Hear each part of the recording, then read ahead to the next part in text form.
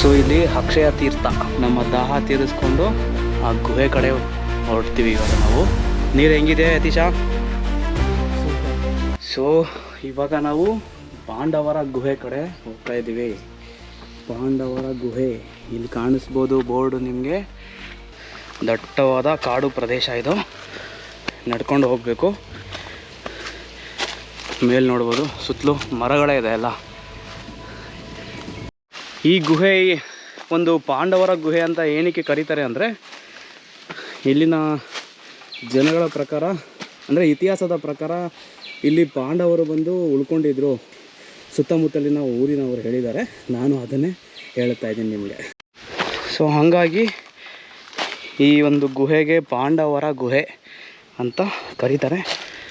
ಇದು ಒಂದು ನೀರು ಹರಿಯುವಂಥ ದಾರಿ ಆಗಿರುತ್ತೆ. ಮಳೆಗಾಲದಲ್ಲಿ ನಾವು ಇಲ್ಲಿ ಹೋಗೋದಕ್ಕಾಗೋದಿಲ್ಲ ಮೇಲೆ. ಹಾಗೆ ನೋಡಿ ನಿಮಗೆ ಇಲ್ಲಿ ಬೋರ್ಡ್ ಕೂಡ ಹಾಕಿರ್ತಾರೆ, ಇದು ಮಹಾಗಣಪತಿ ದೇವರಿಗೆ ಅಭಿಷೇಕವಾಗುವ ನೀರು, ದಯವಿಟ್ಟು ಮಲಿನಗೊಳಿಸಬೇಡಿ ಅಂತ ಹಾಕಿರ್ತಾರೆ. ಸೊ ಮಳೆ ಬಂದಾಗ ಈ ನೀರೇನು ಹರ್ಕೊಂಡು ಬರುತ್ತೆ, ಈ ನೀರು ಹೋಗಿ ಅಲ್ಲಿ ಕೆಳಗಡೆ ನಾನು ತೋರಿಸಿದ್ನಲ್ಲ ಆವಾಗಲೇ, ಆ ಉದ್ಭವ ಮೂರ್ತಿ ಗಣಪತಿ ಏನಿದೆ ಆ ಗಣಪತಿ ಮೇಲೆ ಬೀಳುತ್ತೆ ನೀರು ಡೈರೆಕ್ಟಾಗಿ. ಹಾಗಾಗಿ ಇಲ್ಲಿ ಯಾರು ಕೂಡ ನೀರನ್ನು ಗಲೀಜು ಮಾಡಬಾರ್ದು ಅಂತ ಬೋರ್ಡ್ ಹಾಕಿದ್ದಾರೆ. ಯಾರು ಕೂಡ ಗಲೀಜು ಮಾಡಬೇಡಿ. ನೀರು ಹರಿಯುವಂಥ ಜಾಗ ಇದು. ಈ ಬಂಡೆಗಳ ಮೇಲೇ ನಡ್ಕೊಂಡು ಹೋಗಬೇಕು. ಹಾಗಾಗಿ ಇದು ಮಳೆಗಾಲದಲ್ಲಿ ಅಷ್ಟು ಸೂಕ್ತವಲ್ಲ ಈ ಒಂದು ಜಾಗಕ್ಕೆ ಬರುವಂಥದ್ದು. ತುಂಬಾ ಫೋರ್ಸಾಗಿ ನೀರು ಬರುತ್ತಂತೆ ಇಲ್ಲಿ, ಯಾಕಂದರೆ ಬೆಟ್ಟದ ಮೇಲಿಂದ ಬರುವಂಥ ನೀರೆಲ್ಲ ಫುಲ್ಲು ಜೋರಾಗಿ ಈ ಕಡೆ ಇಲ್ಲೇ ಹರಿಯೋದ್ರಿಂದ ಕಾಲು ಜಾರಿ ಬೀಳುವಂಥ ಪರಿಸ್ಥಿತಿ ಇರುತ್ತೆ. ನೋಡ್ಬೋದು ತುಂಬಾ ಜಾರ್ತಾ ಇದೆ. ಹಾಗಾಗಿ ಈ ಬಳ್ಳಿಗಳು ಏನಿದೆ, ಈ ಬಳ್ಳಿಗಳನ್ನ ಹಿಡ್ಕೊಂಡೆ ನಾವು ಹತ್ತುವಂಥದ್ದು. ನೋಡಿ ತುಂಬ ಜಾರ್ತಾ ಇದೆ. ಕಲ್ಲು ನೋಡ್ಬೋದು ಎಷ್ಟು ನೈಸ್ ಆಗಿದೆ ಅಂದರೆ, ನೀರು ಹರಿದು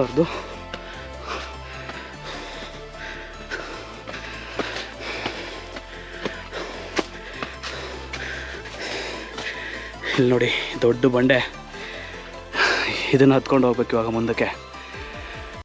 ಸೊ ನಾವು ಇಲ್ಲಿ ಮೊದಲನೇ ಹಂತದ ಗುಹೆಗೆ ತಲುಪಿದ್ದೀವಿ. ಈ ಗುಹೆನ ನಿಮಗೆ ತೋರಿಸ್ತೀನಿ ನೋಡಿ. ಇದು ಸ್ನಾನದ ಕೊಳ ಅಂತ ಹೇಳಿದ್ರು.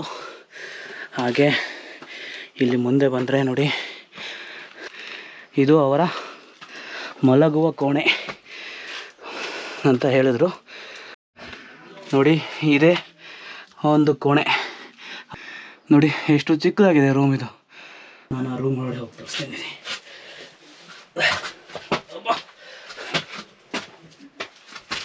ಇಲ್ಲಿ ನೋಡ್ಬೋದು ತುಂಬಾ ಸಣ್ಣ ರೂಮ್ ಇದು.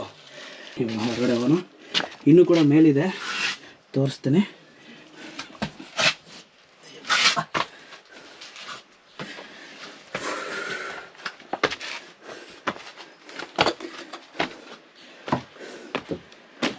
ಇವಾಗ ನೋಡಿ ಇಲ್ಲಿ ಮೇಲೆ ಹೋಗಬೇಕು. ನೋಡಿ ಇಲ್ಲಿ ಗುಹೆ.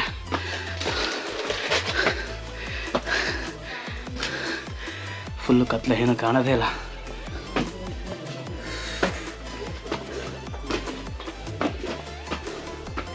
ಫುಲ್ಲು ಸೆಕೆ ನಂದೋಗ್ಬಿಟ್ಟಿದೆ. ನೋಡಿ ಇದು ನಾವು ಬಂದಂಥ ದಾರಿ. ಇಲ್ಲಿಂದ ಹೇಗೆ ಮೇಲೆ ಹೋಗಬೇಕು ಈ ಕಡೆಯಿಂದ. ಸೊ ಇವರೆಲ್ಲ ನಮ್ಮವರೇ ನೋಡ್ಲಿಕ್ಕೆ ಬಂದಿರಿ. ಹಾಯ್. ನೀರು ಅಲ್ಲಿ ನಾವು ಅಕ್ಷಯ ತೀರ್ಥದಿಂದ ನೀರು ತೊಗೊಂಡು ಬರ್ತಾ ಇರೋದು ಅದು. ಸೊ ಮಂಜು ಮೇಲ್ ವಾಯ್ಸ್.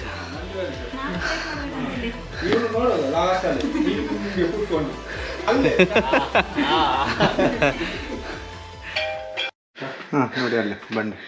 ಇದು ಭೀಮನ ಪಾದ ಅಂತೆ. ಪಾದ ನಮಗೆ ಗೊತ್ತಿಲ್ಲ, ಇವ್ರು ಹೇಳ್ತಾ ಇರೋದು. ನೋಡಿ ಅವ್ರು ಹೇಳಿದ್ದು ನಾವು ಹೇಳ್ತಾ ಇದೀವಿ ಅದನ್ನು. ಪಾದದು ಹಚ್ಚಿದೆ ಅಲ್ಲಿ. ನಾವು ಕೆಸರಲ್ಲಿ ಕಾಲಿಟ್ರೆ ಹೆಂಗಿರುತ್ತೆ ಸೇಮ್ ಹಂಗೆ ಅದೇ ತರ ಇದೆ. ಬಂಡೆಯಲ್ಲಿ ಆಗಿದೆ ನೋಡಿ, ಅಲ್ಲೊಂದು ಹಚ್ಚಿದೆ ನೋಡಿ. ಸೇಮ್ ಇದೆ. ಇಲ್ಲಿ ಕಾಣ್ತಿದೆಯಲ್ಲ, ಇದೆಲ್ಲ ಒಂದು ಭೀಮನ ಹೆಜ್ಜೆ ಗುರುತು. ಗುಣ ಕೇಳ್ತಾರನೇ ಇದು ಒಂಥರ ಆಲ್ಮೋಸ್ಟ್ ಇದೆ, ಆ ಥರ ರಿಸ್ಕ್ ಎಲ್ಲ ಇಲ್ಲ. ತುಂಬಾ ಚೆನ್ನಾಗಿದೆ ಜಾಗ ಇದು. ನೋಡ್ಬೋದು ನೋಡಿ ಸುತ್ತಲೂ ಬಂಡೆಗಳು. ಇದು ದೊಡ್ಡ ಬಂಡೆ ಕಲ್ಲು ನೋಡಿ, ಒಂದು ಕಲ್ಲು ಮೇಲೆ ಇನ್ನೊಂದು ಕಲ್ಲು ಸಪೋರ್ಟಿಂದ ನಿಂತಿದೆ. ಇನ್ನು ಇನ್ನು ಇಲ್ಲಿ ಮೇಲೆ ಹೋಗ್ಬೇಕು, ಈ ಕಡೆ ಮೇಲೆ ಹೋಗಿ ನಿಮ್ಮನ್ನು ಆ ಒಂದು ಬ್ಯೂಟಿಫುಲ್ ವ್ಯೂ ಹೇಗಿರುತ್ತೆ ಅಂತ ತೋರಿಸ್ತೀನಿ. ಮೊದಲನೇ ಹಂತದ ರೂಮನ್ನು ನೋಡಿದ್ವಿ, ಪಾಂಡವರು ಇದ್ದಂಥ ಒಂದು ವಾಸಸ್ಥಳ. ಇನ್ನೂ ಮೇಲೆ ಹೋದರೆ ಇನ್ನೂ ಒಂದು ರೂಮ್ ಇದೆ ಅಂತ ಹೇಳ್ತಾ ಇದ್ದಾರೆ, ಹೋಗ್ತಾ ಇದ್ದೀವಿ. ಅದು ಕೂಡ ತೋರಿಸ್ತೀನಿ ನಾನು ನಿಮಗೆ ಇವಾಗ.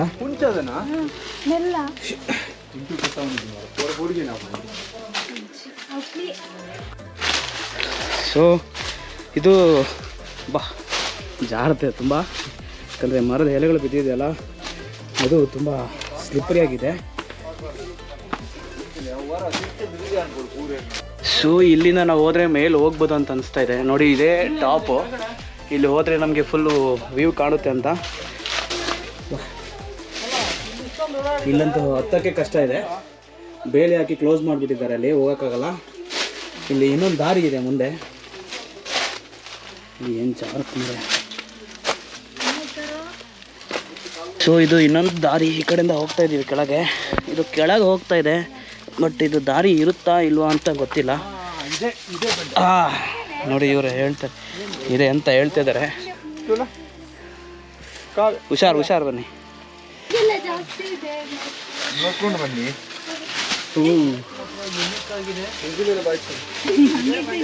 ಒಳ್ಳೆ ಕೇವು ಯಪ್ಪ, ದಪ್ಪ ಇರೋರಂತೂ ಬರೋಕೆ ಆಗಲ್ಲ. ಅಯ್ಯೋ ಬನ್ನಿ ಆರಾಮಾಗಿ. ಫುಲ್ಲು ತಣ್ಣಗಿದೆ, ಒಳ್ಳೆ ಪಕ್ಕ ತಣ್ಣಗಿದೆ. ಈ ಇಲಿ ಬೀಲ ತೊಡುತ್ತಲ್ಲ ಆ ಥರ ಇದೆ ಇದು. ಇದೆಲ್ಲ ಬಂದ್ಬಿಟ್ಟು ಮುಳ್ಳಹಂದಿಗಳು ತೋಡಿ ಮಾಡಿರುವಂಥ ಮನೆಗಳು. ಋಷಿ ಮುನಿಗಳ ಇಲ್ಲಿ ತಪಸ್ ಮಾಡಿದ ನಂತರ ಜಾಗ ಇದು. ಇಲ್ಲಿ ದಾರಿ ಇದೆ, ಮತ್ತೆ ಇಲ್ಲೊಂದು ಬನ್ನಿ ನೋಡೋಣ.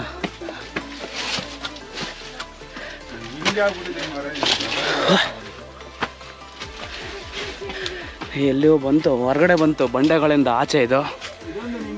ಹಾಂ ಹಿಂಗೆ ಮೇಲೆ ಹೋಗ್ಬೇಕಾ ಇವಾಗ? ಓಕೆ,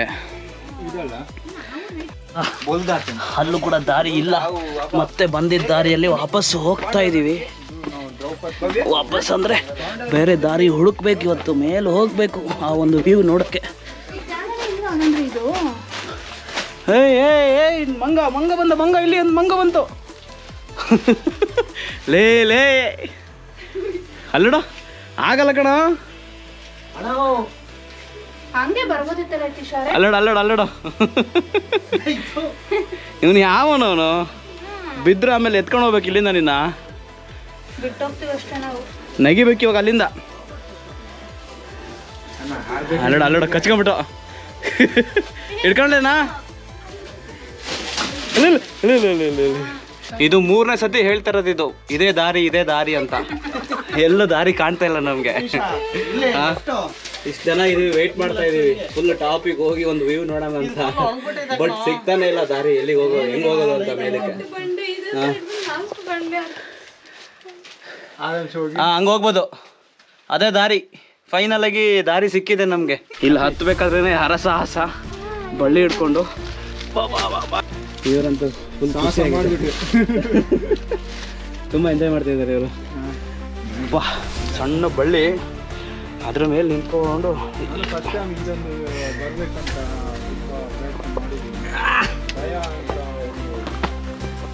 ಹತ್ತಿ ಅವ್ರ ಕೈಯಲ್ಲಿರೋದು ಮೊಬೈಲ್ ಮತ್ತೆ ಅದು ಗಿಂಬಲ್ ಇಸ್ಕೊಳ.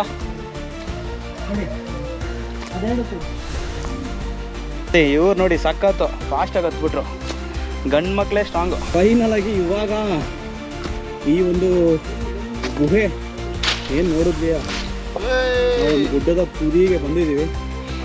ಇವರು ಫೈನಲ್ ಆಗಿ ಬಂದ್ಬಿಟ್ರು ನಮ್ಮ ಜೊತೆ. ರಿಸ್ಕ್ ತಗೊಳ್ಳೋದು ಬೇಡ ಅಂತಿದ್ರು. ಕಮಾನ್ ಸೆಕೆಂಡ್.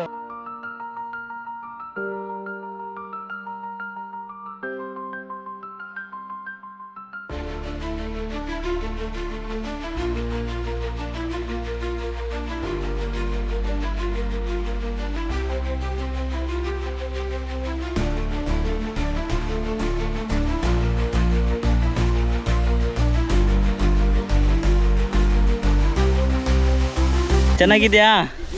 ಹಾಂ ಇಳಿಯೋದು ಬಿಡು, ಹೆಂಗೋ ಒಂದು ತಳ್ಕೊಂಡು ಹೋಗೋಣ. ಭವ್ಯ ಅವರೇ ಖುಷಿ ಆಯ್ತು. ಚೆನ್ನಾಗಿತ್ತಾ? ನಾವು ನಿಮ್ಮ ಜೊತೆ ಬಂದಿದ್ದು.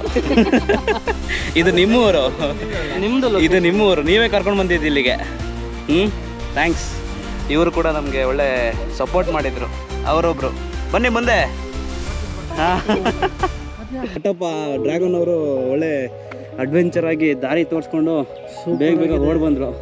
ಇವರೊಬ್ರು ಯುನಿಕ್ ಆಗಿದೆ ಲೊಕೇಶನ್. ಇನ್ನು ಸಚಿನ್ ಚಿನ್ನು ಎಂಜಾಯ್ ಮಾಡಿದ್ದೀವಿ, ಒಳ್ಳೆ ಟೈಮ್ ಸ್ಪೆಂಡ್ ಮಾಡಿಕೊಂಡು ಇವಾಗ ವಾಪಸ್ ಕೆಳಗಡೆ ಹೋಗಬೇಕು. ಯಾಕಂದರೆ ಕತ್ಲೆ ಆಗಿಬಿಡುತ್ತೆ. ಕತ್ಲೆ ಆದರೆ ತುಂಬ ಇಳಿಯೋದಕ್ಕೆ ರಿಸ್ಕ್ ಆಗಿಬಿಡುತ್ತೆ. ಹಾಗಾಗಿ ಹೋಗ್ತಾ ಇದ್ದೀವಿ.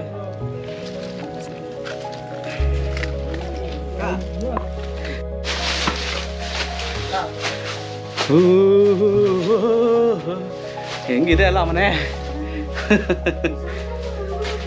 ಹಾಂ, ಇಲ್ಲಿ ಮುಳ್ಳಿನ ಗಿಡ ಜಾಸ್ತಿ ಐತೆ.